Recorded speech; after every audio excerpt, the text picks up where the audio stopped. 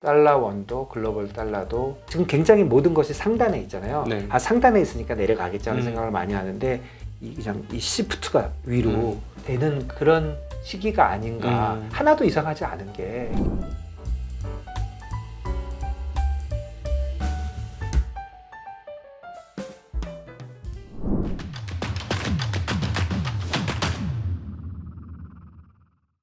사실 뭐 원화라는 게 원화가 주체적으로 뭐 움직여서 달러 대비 강세를 가든 약세를 가든 이렇게 하는 뭐 주체적 통화는 아니고 사실상 타국의 통화 상황들 가장 중요한 거는 미국의 달러 상황들 영향을 받고 또 아시아 통화들 위안하고 일본의 엔 영향을 네. 많이 받잖아요.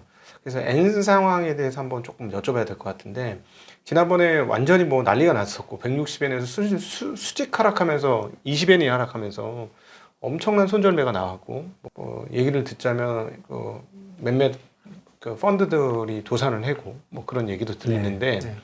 최근에 일본 국채 금리가 슬금슬금 많이 올랐습니다. 네. 10년물, 30년물, 10년물 같은 경우는 1.0 뭐 이제 조금 떨어지고 있습니다만 1.06대까지 올랐었고 네. 그다음에 30년물도 2.2가 넘게 예, 그때에 네. 비하면은 한 0.8, 0.9였으니까 꽤 네. 올랐죠. 예, 굉장히 많이 올랐잖아요. 근데도 이제 지금 엔화가 좀 워낙 달러 강세다 보니까 좀 약세이긴 한데 위에다가서도 뭐 상황 보고하겠다 맨날 똑같은 얘기는 하지만 상황 보고하겠다고는 하지만 분위기는 점차 금리를 안 올릴 수 없는 상황으로 자꾸 몰리고 있는 것 같거든요. 일본이. 네, 그래서 저는 두 가지가 좀 있는 것 같아요. 하나는 저번에 내릴 때 조금 심하게 했더니 너무 많이 내려가잖아요. 그때 깜짝 놀랐을 것 같아. 모든 사람이 놀랐어요. 내가 보기에는. 일본이 제일 많이 당황했던 것 같아. BOJ도 완전히 당황했어 그때 보니까. 그러니까 야, 일본 엔화가 굉장히 투기적인 통화가 됐어요. 항상 말씀하셨지만은 이 통화 트레이딩에서는 엔화가 지금 거의 일지방이다. 이게 엔화가 언제부터 이렇게 투기적인 통화가 됐는지 모르겠는데 네. 엔화가 요즘 뭐 안전자산이다. 그것도 잘 모르겠어요. 엔화가 세계 최강의 투기적인 통화가 돼가지고 거래가 워낙 많은 예, 이유도. 그리고 이자율 차이가 워낙 많이 나니까 네. 그러다 보니까 지금 말씀해 주신 대로 일본이 이자율을 올려야 되는 거는 가야 되는 길이고 그런데 네. 일본이 굉장히 조심하는 게 전에처럼 확 빠질까 봐 확 빠져서 일본에 뭐 나쁜 게 뭔지는 잘 모르겠는데 확실한 거는 정치인들은 욕을 아주 많이 먹었잖아요. 네. BOJ도 욕 많이 먹고 그러니까 일단 미국이 싫어할 것 같아요. 그래서 너무 무서워해가지고 굉장히 점진적으로 할 것이다. 네. 굉장히 전에처럼 과감한 소리는 잘 안 할 것이고 점진적으로 할 것이다. 그런 게 있고 그 다음에 그럼에도 불구하고 왜 155, 160, 156 저기서 있느냐 145에 있지 않고 그 이유는 자본 유출 아까 그 얘기 같습니다. 예. 일본도 지금 그 통계를 내보면 돈이 엄청나게 해외로 나가고 있대요. 일본 주식이 좀 많이 올랐지만 네. 더 이상의 뭐 희망은 없다는 아니지만 매력도가 좀 떨어지는 거 아니냐. 네. 그래서 계속적으로 해외로 나가고 있기 때문에 그 큰 물줄기가 돌아서지 않는 한 네. 돌아서는 줄 알았죠. 네. 미국 이자율이 내려오고 하면서 돌아서는 줄 알았는데 네. 가만히 보니까 아니네. 미국이 뭐야 이거 이자율이 더 높아야 된다며 그리고 뭐 중립금리도 이거보다 높아야 된다며 네. 별소리 다 나오니까 네. 투자할 데가 없냐? 투자할 데 너무 많죠. 좋은 기업들이 너무 많으니까. 네. 그러니까 이런 분위기가 있는 거거든요. 네. 그래서 저는 큰 트렌드가 미국 쪽으로 좀 옮겨가서 다시 달러 강세의 그런 시대가 올 수도 있다고 생각해요. 그러니까 구체적으로 얘기하면 2년 전에 114까지 갔던 게 100까지 내려왔거든요. 달러 네. 인덱스가. 그리고 100에서 105. 그러니까 기본적으로 100에서 107 레인지였어요. 107에 여러 번 왔다 갔다 했거든요. 지금 106, 107이잖아요. 저는 여기서 한 단계 올라가서 114까지는 아니더라도 105에서 110 레인지로 바뀌어서 상당 기간 AI에 관련돼서 트럼프에 관련돼서 미국의 이자율에 관련돼서 뭔가 정리가 되려면 1, 2년 걸리지 않습니까? 그때까지는 105에서 110 레인지 아닌가 그렇게 생각해요. 네. 그러니까 달러엔도 145까지는 내려올 수도 있겠지만 달러엔도 그냥 150 레벨에서 왔다 갔다 하면은 일본도 150에 있으면 BOJ 그냥 해피할 것 같아요. 예전처럼 예전엔 150 밑으로 있기를 바랬는데 이제는 안 그런 것 같아요. 그러니까 여기서 160 가는 건 불편해하겠지만 150에서 155에 왔다 갔다 하면은 해피하지 않겠느냐. 그러면 전 세계적으로 달러 인덱스는 110에서 115. 제가 그냥 시나리오를 써보면 달러 예는 150에서 155. 이런 식으로 평온하게 가면 원달러는 어디가 있느냐는 거잖아요. 그렇죠. 그래서 네. 그 질문을 드리려고 네. 했는데 사실 지금 원이 뭐 유로화 대비로나는 뭐 그냥 레인지에서 약간 약세 정도이고 타통화 대비 위안화 대비로도 레인지 대비 약간 약세인데 네. 엔화 대비로는 강세잖아요. 네. 지금 900원이니까 100엔당 900원이니까. 네. 그래서 어떤 게 예측하는 사람들은 우리가 원칙적으로 주로 그 위안화도 영향을 많이 받지만 엔화 영향을 많이 받는다는 측면에서 보면 뭐 N1 1000원은 가야 되는 거 아니냐. 그리고 가구평균 한 1100원씩 했으니까. 그렇죠. 그러면은 쉽게 얘기해도 1000원 간다고 하면 그러면은 우리나라가 지금 1400원이 아니고 한 1530원, 40원 이 정도 가야 된다는 얘기잖아요. 근데 이제 한국 사람들이 1400원만 넘으면 약간 경기를 하는 게 있어요. 네. IMF 트라우마가 너무 네. 커가지고 네. 아직 젊은 친구들은 아예 알지도 못하는 얘기지만 이 어른들은 이게 너무 트라우마가 큰 거야. 좀 이상하죠. 1400원. 1400 넘으면 뭐가 오나? 뭐가 오고 있나? 뭐 이런 걱정을 하다 보니까 근데 원칙적으로 한 1550원 정도까지 올려놓는 게 맞지 않느냐 뭐 이렇게 생각하는 사람도 있거든요. 그래서 당연히 일리가 있는 얘기고요. 저는 기본적으로 엔화는 굉장히 특이적인 통화가 돼가지고 엔화가 지금 따로 움직이니까 N1을 가지고 어떤 레벨을 보는 게 조금 의미가 없지 않나 하는 그런 생각이 좀 들어요. 네. N은 엔화대로 놀고 원화는 원화대로 노니까 그냥 결과물이니까 좀 그렇긴 하지만 기본적으로 엔화 대비는 우리가 강세라는 거는 뭐 정확한 지적이시고요. 그리고 제가 보기에는 그 1,400원에 대한 사람들의 심리도 1,400원인데 그러면 환율이 뭐 우리가 어찌 알겠습니까? 위로 아래로 뭐 무조건 반반이라고 보면 1,300원하고 1,500원 어느 게 더 편하세요? 1,300원이 더 편하잖아요. 우리는 이게 잘못된 그 앵커 효과가 있는 것 같아요. 이게 1,300원이 맞는 거지 이게 어디다 대고 1,500원 우리나라가 망하나 이러잖아요. 한 발 더 나가면 1,200원과 1,600원. 1,600원이면 우리나라 망했군. 이렇게 생각하는 거고 1,200원이면 조금 좀 세졌군 이렇게 생각하는 건데 사실은 반반이거든요. 사실은 반반이고 그리고 요즘 달러 파는 사람이 세상에 아무도 없어요. 딱 한 명 빼고 한국은행. 누가 달러를 팔겠습니까? 네. 지금 이 분위기에 수급적으로도 달러가 모자라고 투기적으로도 달러를 사고 싶은데 그러니까 내려오기만 하면 달러를 사니까 지금 한국은행이 지난 금요일인가요? 11월 15일 날 그날 제가 보기에 많이 팔았어요. 달러를? 네, 조금 파는 거 아니에요. 그때 위에 1,400원 이상에 있는 걸 밑으로 내렸잖아요. 그날 많이 팔았어요. 그날 아침에는 달러가 강했거든요. 물론 오후에 좀 내려와서 좋았지만 그때 물량적으로 뭐 잘 모르겠지만 상당한 금액을 팔았을 거예요. 그리고 좀 잠잠해 있는데 그동안 달러가 글로벌리 조금 약세가 됐잖아요. 그런데 우리 안 내려간 거 보세요.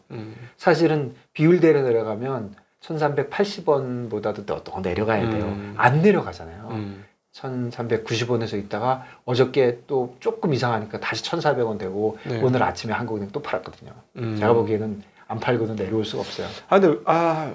왜 그럴까요? 하나니 그 한원도 트라우마가 있는 걸까요? 왜냐하면은 예를 들자면 이게 외환이 너무 올라가면 우리가 위기가 커져 이러면 막아야 되겠고 너무 강세가 되면 수출이 어려워 그러니까 풀어야 되겠고 뭐 그건 이해가 되거든요. 뭐 당연히 그렇게 할 수도 있고 어느 정도 좀 중국도 변동환율제를 일부 하는 거니까 일부 그런 식으로 해서 좀 안정성을 가지고 가는 건 좋은데 어떻게 보면은 저도 이제 생각을 좀 바꿨는데 당연히 원화가 강세가 돼야 되는 거 아니야 했지만 주변 통화들이 그러지 못하니 우리도 당연히 뭐 1,500원 가야 될 수도 있는 건데 못 열어놓는 거잖아요. 한국은행 지금. 생각에는 일단은 원화가 약세가 돼서 사실 우리나라에 좋을 일은 없다고 생각하는 것 같고요.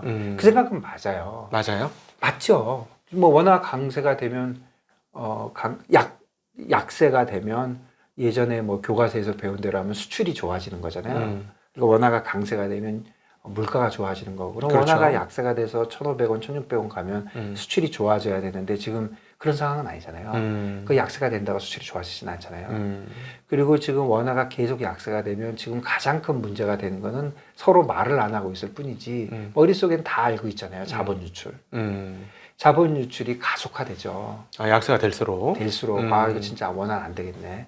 계속 바꾸니까 그러니까 어느 정도 막아주는 게 사실은 우리나라 경제에서는 맞는 거는 같은데 지금 말씀하신 대로 전체적인 트렌드가 문제고 그다음에 또 한국은행의 신뢰도 문제예요. 네. 예전에 4월 달에 1,400원 근처에 갔을 때는 한국은행에 그 맞든 틀리든 뭔가 있었어요. 야, 원달러 올라가는 건 나 싫어. 원달러를 많이 못 올라가게 내려놓고 환율만 안정되면 이자율을 낮춰서 경기를 부양할게. 네. 이런 코멘트가 분명히 있었어요. 네. 그런데 지금은 코멘트 자체가 좀 다르잖아요. 지금은 이자율이 더 원화 이자율을 더 내려서 이자율이 벌어지면 더 강세가 될지 원화가 더 약세가 될지 모르니까 나 한번 생각해 봐야 되겠어. 이런 얘기하고 이자율을 한번 내려놓고서 뭐 실질금리 내려가는 게 겁이 나가지고 뭐 은행에다 창구 지도를 하고 진짜 60년대식의 그런 행태를 하면서 지금 뭔가 한국은행이 도대체 원하는 게 뭐야 하는 정도의 생각을 우리가 이미 갖고 있잖아요. 그렇다면 강하게 팔지는 못할 거라고 보는 거죠. 지금도 오늘도 보면은 한 1,400원에서 어느 정도 막을 수 있는 거는 글로벌 달러가 약세이기 때문이에요. 글로벌 달러가 107을 넘어서 107.50이 되면 불과 1만 오르면 돼. 1. 0.8%만 오르면. 그렇게 되면 원달러가 1,410원, 20원 올라갈 때는 이제는 안 먹힐 거예요. 저번 금요일 날은 한번 먹혔지만 이제는 금액적으로 한두 푼으로는 해결되지 않기 때문에 한국은행도 물러날 것이라고 생각이 되고요. 그래서 뭐 어떻게 돼야 된다가 중요한 건 아니잖아요. 어떻게 될 건가 하고 예측해보는 게 중요한데 그래서 1,400원에서 1,450원 레인지로 갈 것 같아요. 저는 달러엔은 여기서 별로 안 오르는데 우리만 약해지는 거죠. 지금 말씀 딱 그대로는 거예요. 원엔을 보면 이제 950원, 1,000원 쪽으로 가는 거고요. 그리고 글로벌 달러도 105에서 110, 달러엔은 150에서 155, 원달러는 1,400원에서 1,450원 이런 레인지로 내년 한 상반기까지는 간다고 봐야 된다. 그렇다고 보면 달러원 관련되신 분들은 달러원으로 투기를 하시든 수출업을 하시든 이런 분들은 어느 순간이라도 달러가 1,410원이 됐네. 1,400원 말도 안 되지. 난 팔아야겠네. 한국은행 형님들이 또 팔아주시겠지. 이 생각은 조금 위험해졌다.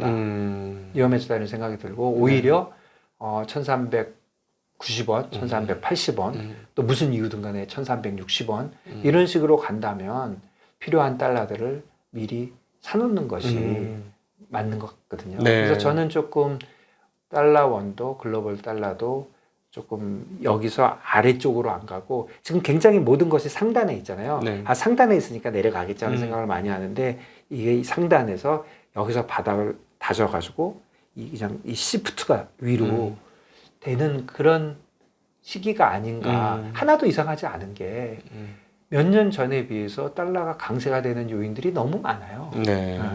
너무 많다면 움직이는 게 맞는 거죠. 네. 그리고 가장 많이 변한 거는 뭐 달러의 글로벌한 움직임 이런 것도 있지만 국내의 자본 유출이 워낙 심각한 것 같거든요. 지금 워낙 많이 나가잖아요. 주식시장만 볼 게 아니라 우리가 모르는 개인들, 부자들의 해외로 돈 나가는 거. 그것도 저는 상당하다고 생각해요. 네네. 네. 네. 요즘 뭐 프라이빗 뱅킹이 계시잖아요. 네. 프라이빗 뱅킹 하시는 분들이 요즘 부자들 만나면 무슨 얘기 하세요? 증여는 어떻게 뭐 이런 얘기 하잖아요. 네. 그거에 굉장히 좋은 방법이 생겨 있거든요. 해외로 가져가는 거거든요. 해외에서 증여하면 되니까. 그래서 이런 자본이 해외로 움직이는 거를 길게 보면은 이제 우리나라를 생각해 보면 이게 스톱이 돼야죠. 그러니까 이게 스톱이 되는 순간 지금 얘기했던 모든 이 달러원의 문제, 국내 주식시장의 상대적인 약세 이런 것들이 해소가 될 것 같거든요. 네. 그러니까 그런 것들이 스톱이 되는 그 이벤트가 뭔지를 미리미리 생각하는 게 중요할 것 같아요. 네. 즉 그러면 혹시 만약에 이제 원이 약세를 됐을 때 외국인들이 한국 원에 대해서 매력을 느끼고 들어오는 시점은 언제쯤일까? 또는 들어올 수 있으려면 뭐가 조성이 돼야 될까? 그러니까 제 생각에는 레벨은 아닌 것 같아요. 레벨은 음. 이제 의미가 이미 없어졌고요. 네. 조성이 돼야죠. 지금 말씀하신 그대로. 그러니까 뭔가 조성이 돼야 되는데 뭐 저도 잘 모르겠습니다. 그런데 그냥 단순하게 생각해 보면 원래 작년, 재작년에 비해서 우리가 우려했던 게 현실로 일어난 문제들을 보면 첫 번째는 기업 사이드에서 실력이 떨어졌다 이렇게 하면 너무 심한가?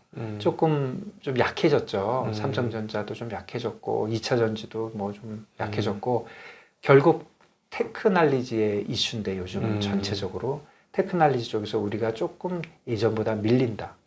그렇다면 테크놀로지 쪽에서 뭔가 항상 방송 많이 해주시는 삼성전자 쪽에서 뭔가 해주는 거, 하이닉스에서 뭐 해주는 거 그런 거, 그 다음에 뭐 SK나 뭐 롯데나 CJ 이런 쪽에서 뭔가 더 추스려 가지고 쓸데없는 거 하지 말고 좀 집중적으로 뭘 하는 거. 요즘 뭐 현금화 하기 위해서 노력하고 하더라고요. 그런 건 저는 굉장히 좋은 현상이라고 생각해요. 그런 식으로 기업 쪽에서 우리나라에서 그래도 믿을 만한 사람이 있다면 주체가 기업이다. 예, 저는 기업밖에 없다고 생각해요. 나머지는 희망이 뭐 거의 희망이 금융기관도 거의 희망 없어 보이고요. 진짜 기업들 뭐 삼성, 뭐 SK, 뭐 어디든 간에 기업이 해줘야 된다고 생각하는데 그래서 기업이 우리 항상 그러지 않았나요? 우리 어려울 때마다 누가 해줬어요? 뭐 국민들이 금도 모으고 그랬지만 결국 기업이 해줬잖아요. 저는 또 기업이 해줄 거를 기대를 합니다. 그래서 특히 대기업들이 뭔가 해주는 거, 거기서 뭔가 예전하고 좀 다르네 하는 게 오는 게 하나 있는 것 같고, 두 번째는 이 대주주들의 이 말도 안 되는 행포, 그 다음에 그거를 가능하게 해준 상법, 이런 거 지금 개정의 움직임이 조금 있잖아요. 네. 저는 상법 개정이 뭐 되면 그건 큰다고 생각해요. 그건 큰 거라고 생각해요. 아, 잠깐만요. 여기서 이제 다시 그러면은 네. 자, 본격적으로 우리 일단 환 얘기는 우리가 일부 예. 잘했으니까 예. 이 얘기 이제 이어가도록 하겠습니다. 예, 예.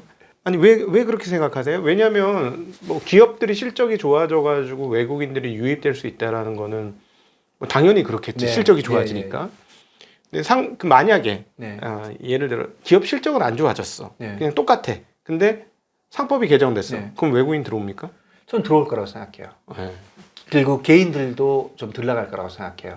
왜 그러냐면 생각을 해보세요. 저는 그냥 단순하게 생각해 보면 대주주가 있어요. 대주주가 누구예요? 기업에서 주식을 제일 많이 갖고 있는 사람이잖아요. 그렇죠. 이 사람의 최고의 목표는 뭐예요? 주가가 올라야죠. 원래는 그렇죠. 네. 한국은 좀 다르긴 하지만. 네. 한국은 다르긴 하지만이 아니라 또 한국이 말도 안 되는 거죠.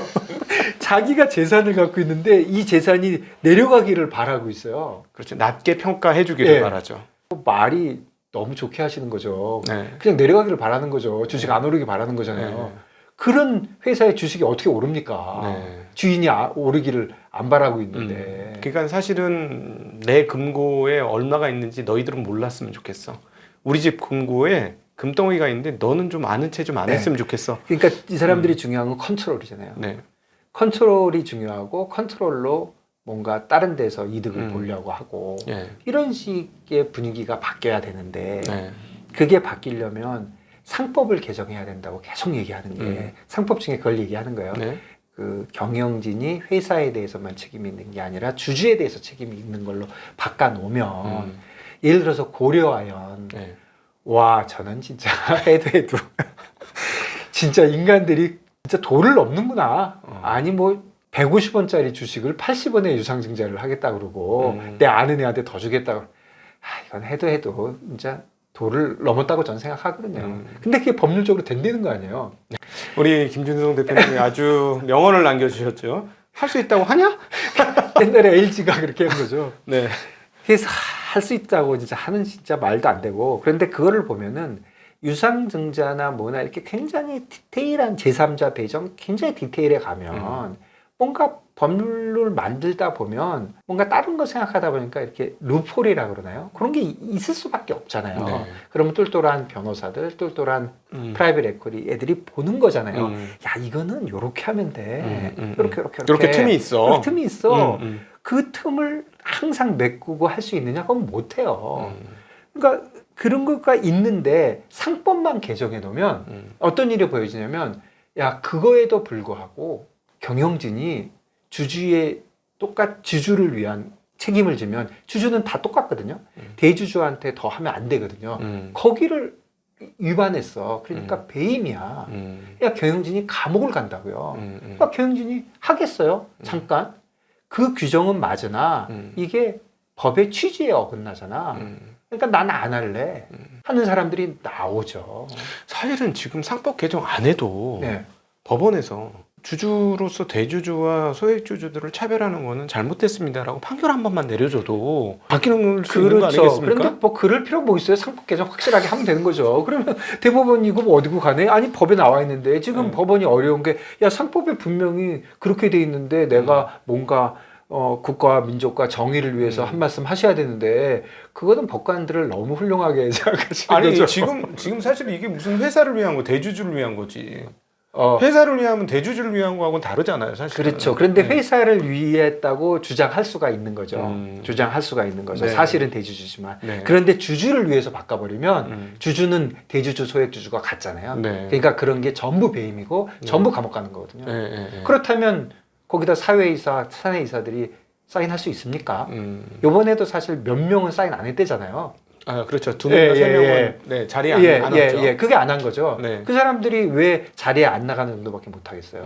만일에 상법이 있다면 당신들 이렇게 하면 전부 감옥 가십니다. 한마디 했겠죠. 그렇게 할 수 있는 분들의 최선의 그 행동이 그냥 안 가는 정도예요. 그게 네. 법이 받침이 안 되는 거잖아요. 근데 만약에 이제 그게 바뀌면 외국인들 왜 들어오는 겁니까? 그렇다면 저평가되어 있는 한국 주식이 오를 테니까.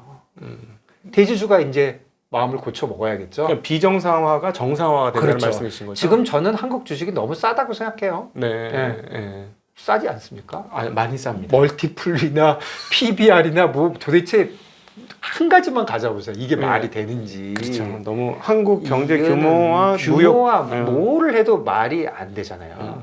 그런데 그렇다면 지금 프라이싱 틀렸냐? 틀린 건 아니죠. 지금 상황에서는 그렇죠. 왜냐하면 계속적으로 회사의 이익이 가지 않고 대주주의 이익이 가는 형태로 모든 일이 벌어질 테니까.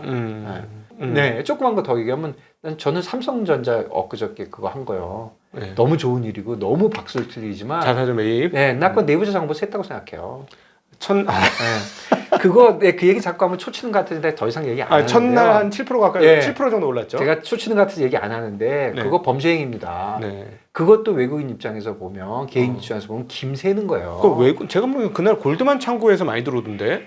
안 외국인도 있었겠지만 그거는 일부죠. 네. 전체 주주 입장에서 투자가 입장에서 보면 김새잖아요. 아니, 국제적인 입장에서 그 소위 말하는 네. 자본시장의 그 일반적인 룰에 대해서 한번 얘기를 해주세요. 예. 그러니까 저는 IB 쪽은 분명히 먼저 알았을 아니요, 것 같아요. 룰은 너무나도 쉬워요. 내부자 정보잖아요. 내부자 정보라는 건 뭐냐면 내가 특정한 위치에 있기 때문에 알 수 있는 정보가 내부자 정보예요. 네. 그 내부자 정보는 유출하면 범죄예요.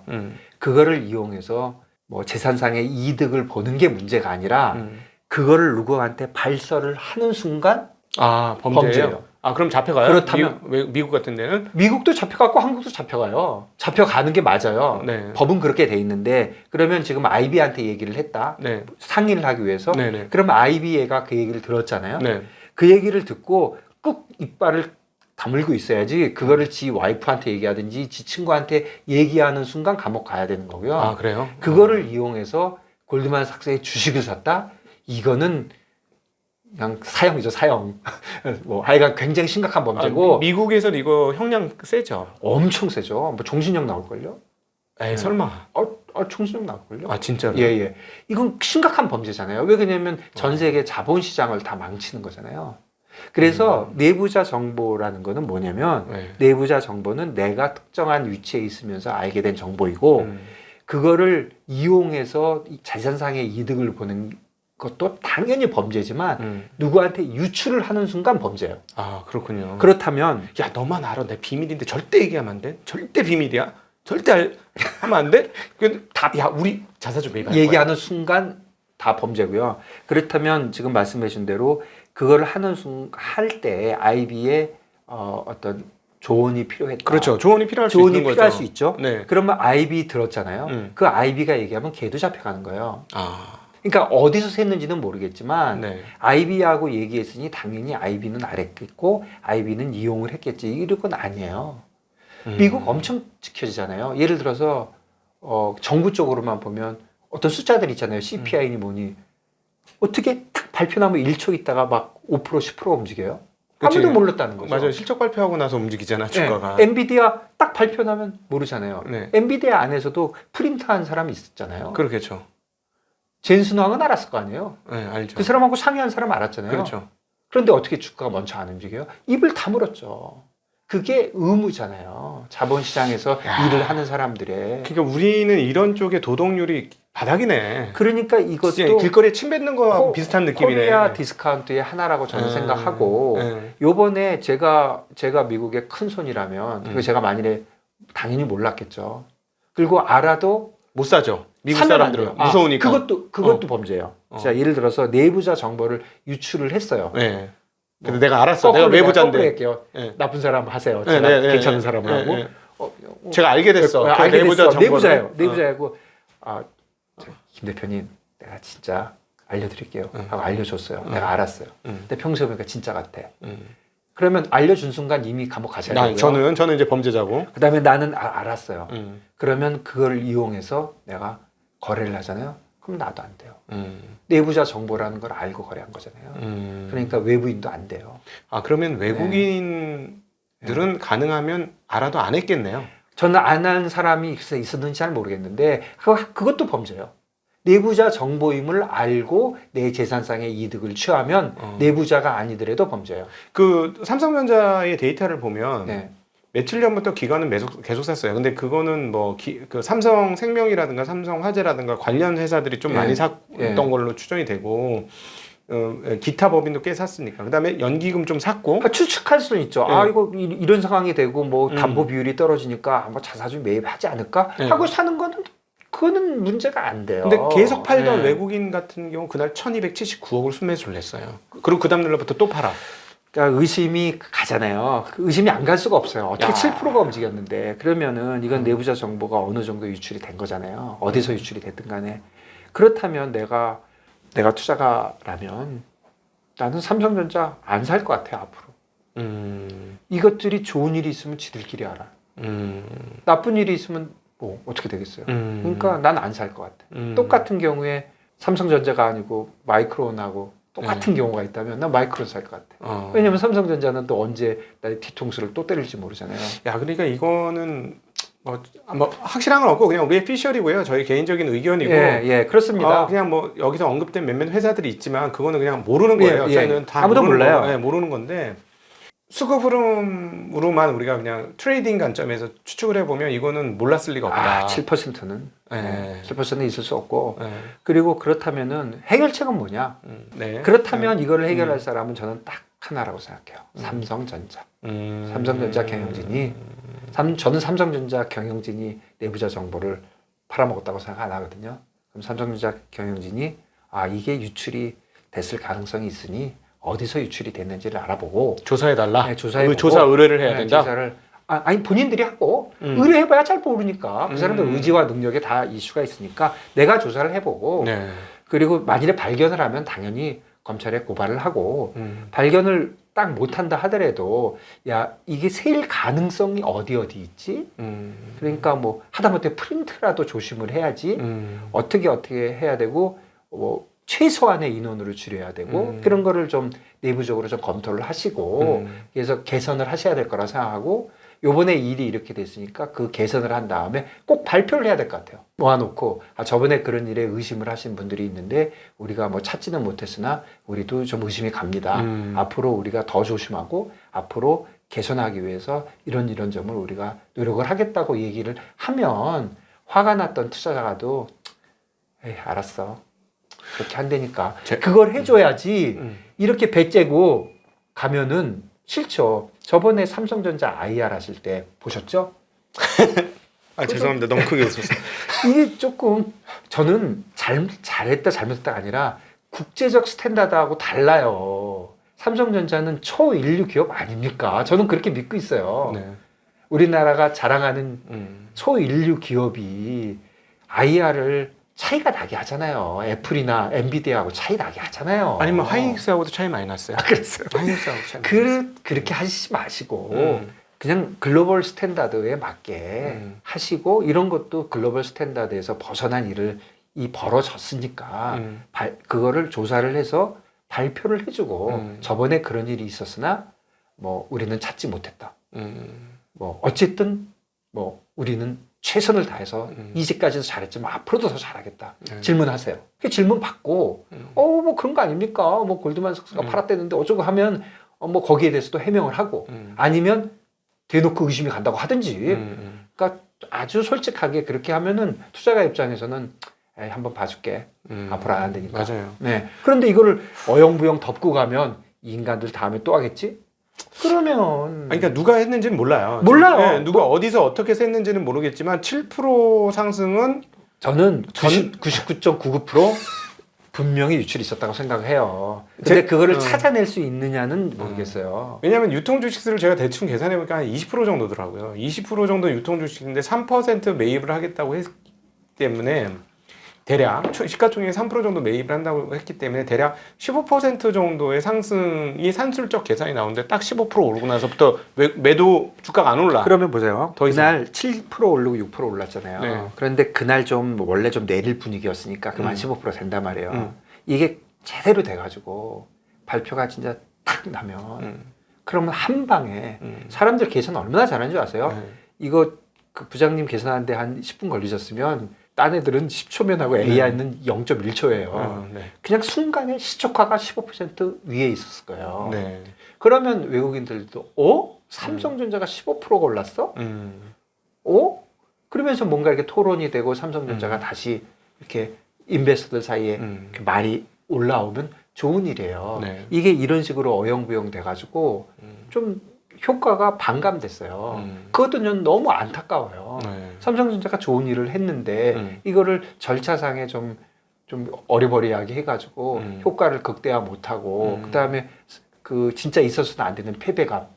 아이 거봐 해도 안 돼. 이런 패배감을 들게 하고 그게 아니라 경영진들이 예전에 잘못된 건 잘못된 거지만 내가 누굽니까? 제가 삼성입니다. 제가 한번 잘해보겠습니다.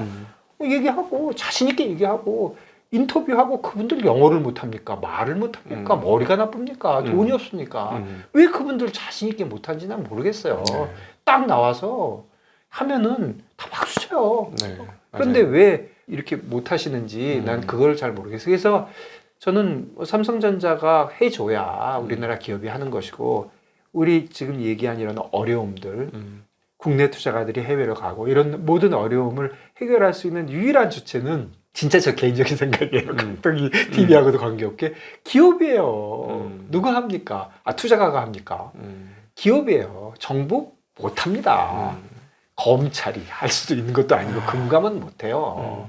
대주주하고 기업이 같은 건가 잘 모르겠지만 어쨌든 기업의 경영진이에요. 기업의 경영진들이 해줘야 된다고 생각하는데 조금 안타까운 일이 아니냐. 그래서 다시 처음으로 돌아가면 기업에서 뭔가 변화가 있어야만 지금 우리가 얘기하고 걱정하고 있는 모든 이런 자본 유출의 문제가 해결이 될 것이다. 네. 나머지 사람들이 떠드는 거는 단기적일 것이다. 그러니까 근데 정말 안타까운 것 중에 하나가 정말 말도 안 되는 상상력을 지금 발휘하고 있는데 무슨 상상력이 발휘가 되냐면요. 지금 상속세를 내야 되는 대주주들이 지금 반대 매매 당하게 됐으니 외국인들이 더 팔아서 반대 매매를 일으켜가지고 그걸 뭐 예를 들어서 그 지분하고 플러스 알파를 사가지고 이 회사를 인수하고자 한다는 정말 이거는 말이 안 되거든요. 말이 안 돼. 왜냐하면 삼성생명, 삼성물산 가지고 있는 물량 합치면 이 대주주 거 빼고도 한 15% 되기 때문에 있을 수 없는 일이거든요. 그다음에 뭐 국민연금 뭐 이렇게 하면. 근데도 이런 말 자체가 돌았다는 것 자체가 너무 넌센스인 거예요. 상황이. 그럼요. 예. 예. 그럼요. 그리고 삼성전자가 어떤 회사입니까? 초인류 회사인데 예. 이런 거를 진짜 그런 계산을 해봐야 되는지 모르겠고 좀 점잖게 삼성전자 말하면 무서워요.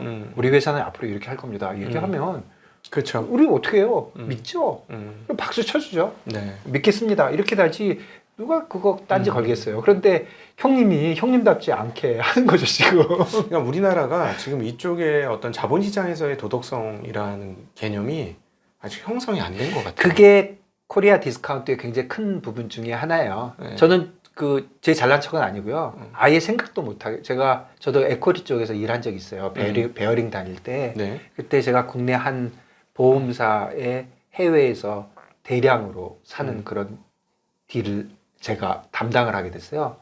제가 딴 건 모르지만 정확하게 알고 있는 게 있었어요. 날짜. 어느 날 사는 날짜를 알고 있었어요. 금액. 왜냐면 그 5달 제가 내야 되거든요. 네네. 나 그거 있죠? 이걸 한번 미리 사볼까? 아니면 누구한테 얘기해볼까 생각을 아예 하지 못했어요. 아예. 어리기도 했지만 나는 그걸 하는 순간 감방에 간다고 전 생각했어요.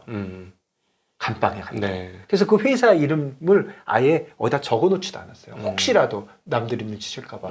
그거는 제가 훌륭해서 그런 게 아니라 분위기가 그래요. 그거 유출되면 나는 감방에 간다는 게 거의 그렇게 믿고 있었어요. 내 경력은 그냥 끝나는 거야. 인생 아니요. 사회 경력은 끝나는 거지. 감방 가는데요, 뭐 그냥 감방에 가는 감옥에 그것도 네. 홍콩 감옥에 가면 네. 중국에 가가지고 거기서 못 나오면 어떡할 거예요. 네. 말도 안 통하는데. 네. 아예 생각도 못 하고 대부분이 그렇게 일들을 해요. 그래서 네. 이게 IB에서 셌을 수도 있지만 IB는 오히려 안 셌을 수도 있어요. IB 애들 진짜 무서워가지고 그 소심한 애들 못 해요. 감방 간다고 머릿속에 박혀 있기 때문에. 그런데 오히려 모르죠. 어디서 무슨 일이 벌어졌는지. 그래서 너무나도 안타깝고 이런 거 조그만 거 하나씩 고쳐 나가는 것이 신뢰를 하는 것이고 신뢰를 잃는 것이 많이 잃는 거잖아요. 네, 그렇죠. 예전에 제가 시티은행 다닐 때 시티은행 회장님께서 엄청난 말을 한번 하더라고요. 라틴 아메리카에서 무슨 큰 손해를 봤어요. 그러니까 그게 뭐 10밀리언인가 손해를 봤어요. 그때 주가가 딱 시가총액 10빌리언 내려가더라고요. 네. 그 얘기를 하면서 10빌리언 내려갔는데 참 안타까운 일이다 하고 얘기를 했지만 엔론 사태 때 얼마 내려간 줄 아세요? 훨씬 큰 금액이 내려갔거든요. 네. 신뢰가 묻어지는 순간 시티은행이 거짓말을 했어. 엔론은 진짜 네. 거짓의 상징이었어요. 네, 거짓말을 했어. 예, 시티은행이. 같이 엮여 있었군요. 엔론하고. 그러니까 그거에 관련돼서 좀 거짓말을 했어요. 시티은행이 거짓말을 했어. 뭐 주가가 그냥 완전히 곤두박질을 쳤어요. 그때 회장이 나와서 하는 말이 네. 은행 비즈니스, 금융 비즈니스, 우리가 살고 있는 자본시장에서는 신뢰가 첫 번째다. 근데 그냥 맞아요. 나와 있는 그 컴플라이언스 오피서들이 지키려는 거 그거 지키면 좋고 안 지키면 말고가 아니다. 안 지키면 끝이다. 네. 이렇게 얘기를 할 때 내가 어렸지만 그렇구나. 진짜 엄청난 거구나. 네네. 이게 금융회사에서 일을 하는 사람들은 이런 걸 조심해야 이런 거를 내가 받는 월급에 포함되어 있는 거구나. 이런 걸 지키기 때문에 나한테 네. 월급을 주는구나. 이런 생각을 했어요. 기업에 다시는 분도 당연히 뭐 근로자 레벨이 아니고 경영진에 계신 분들은 아니면 특정한 일에 관련된 분들은 그게 본인들의 의무죠. 그걸 허투루 생각하는 거예요. 그래서 요번에 뭐 작은 일이지만 이런 일도 있었고 결국은 자본 유출을 우리나라에서 막고 다시 시장이 활성화되고 하려면 이런 작은 문제들부터 앞장서서 모두들 하나씩 고쳐가야 된다. 네. 남 손가락질 서로 할 게 아니라 내가 고칠 수 있는 내가 고쳐가면은 뭐 지금 주식시장 너무 싼 거 아닙니까? 네, 저는 좀 싸다고 생각해요. 네. 그럴 때 저도 사진 않아요. 이게 뭐가 변해야 사지. 그러니까 그런 변화가 있을 때 이게 근본적인 게 변했구나 이런 판단을 하는 게 좀 중요한데 거기에 대한 제 생각은 상법 개정은 큰 것이다 이런 생각하고 있고요. 그다음에 기업들이 뭔가 원칙으로 back to the basic 하면 그건 큰 것이다. 저는 개인적으로 그렇게 생각하고 있습니다. 네, 네. 오늘 뭐 지당하신 말씀을 많이 해주셨고요. 한국은 자본시장에 바뀌어야 좀 활성화되지 않을까 하는 생각 저는 끊임없이 하고 있어요. 지금 사실은 성장 동력을 따져보면 굉장히 늙었다. 네. 엔진이 되게 늙어가고 있다. 네. 이런 생각이 드는데 이걸 키우려면 자본시장의 어떤 역동성? 자본이 가지는 역동성이 그럼요. 있지 않습니까? 그러면 금융과 실물이 왔다 갔다 하는 건데 이것도 지난 얘기지만 무슨 뭐 금투세 할 때 어떤 분이 그렇게 내릴 것 같으면 쇼 가세요 뭐 그랬잖아요. 네. 진짜 자본시장이 이렇게 죽어버리면요. 네. 기업들이 돈을 어디서 구합니까? 은행에서 100개 구할 데가 없죠. 예. 빚으로 100개. 예. 네. 그렇게 갖고는 안 되죠. 그렇죠. 남들은 은행에서도 구하고 뭐 프라이빗 에쿼리 시장에서도 네. 구하고 주식으로도 하고 이렇게 다양하게 하는데 나는 은행 가서 줄 서서 네. 하면 다 그 검사받고. 그리고 은행이 그런 식으로 이것들이 방법이 나밖에 없네. 그러면 폼을 잡으실 거고 네. 그럼 관치금융이 될 거고 그러면 1950년, 40년으로 돌아가는 거거든요. 네네. 자본시장의 중요성이 그냥 내가 투자를 해서 롱 가면 먹고 쇼 가면 터지고 그렇게 인식을 하고 있는 정치가가 있으니 아이고 내가 이제 그러니까 자본시장의 발달이 돼야 뭐 우리도 먹고 살지만 네. 금융에 있는 사람만 먹고 사는 게 아니잖아요. 그렇죠. 저는 네. 뭐 그렇게 생각합니다. 네네. 오늘 또 우리 이제 원로시죠. 우리 자본시장에서 이렇게 뼈가 굵으신 원로께서 저희들이 앞으로 어떻게 해야 좋아진다는 말씀을 해주신 것 같아서 너무 감사합니다. 이 원로라고 하니까 좀 갑자기 그렇지 않아요. 요즘 나이가 좀 먹어서. 근데 뭐 정신은 청년이십니다. 뭐 여전히. 네. 마음도 정신도 항상 청년이신데 이렇게 좀 뜨거운 마음을 담아서 자본시장이 좀 잘 되기를 바라고 구체적으로 하나의 사안에서 우리가 어떻게 대응해야 되는지에 대해서 우리 삼성전자를 예로 한번 얘기를 해보았습니다. 여러분들 많이 공감하실 것 같고 공감하시는 분은 댓글로 여러분들의 의견 많이 남겨주시면 감사하겠습니다. 오늘 귀한 시간 만들어주신 김진성 전 리만 브라더스 한국 대표님 감사드리고 함께 시청해주신 모든 분들께도 감사드립니다. 인사드립니다. 고맙습니다. 감사합니다.